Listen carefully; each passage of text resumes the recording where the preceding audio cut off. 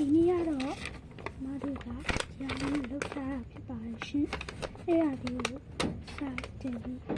တော့ကြမရှိကိုရှိလေးပါဒါလေးကကိုရှိလေးကိုဘယ်လိုလက်တာလေးပြမယ်စတားမယ်ဟိုရင်စောတက်ကလေးကိုခွာလိုက်ပြီး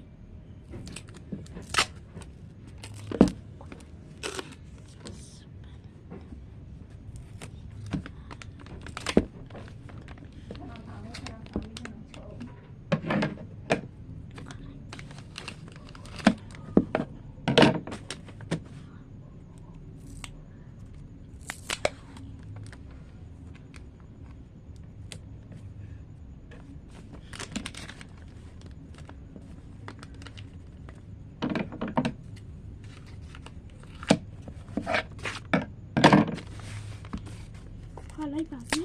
ခွာရေးကတ်တင်ပါပြီ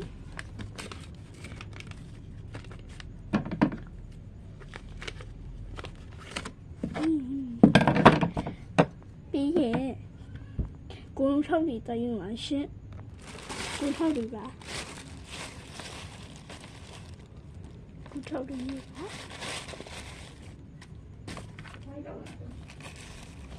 ခရီးတိုင်းမဲ့လား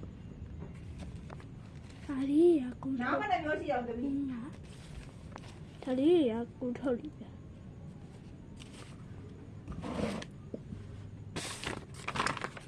လောက်လိုက်ပါရှင်ပြီးပါပြီပြီးကြတော့ဂုံလေးချဲဖို့ကြံတော့ပါတယ်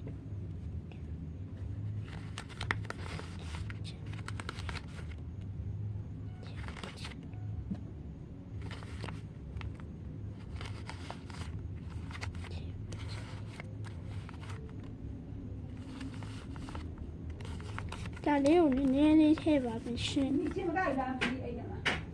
ပြီးရင်တိတ်ကပ်ဖို့လိုပါတယ်ပြီးသွားပါရှင်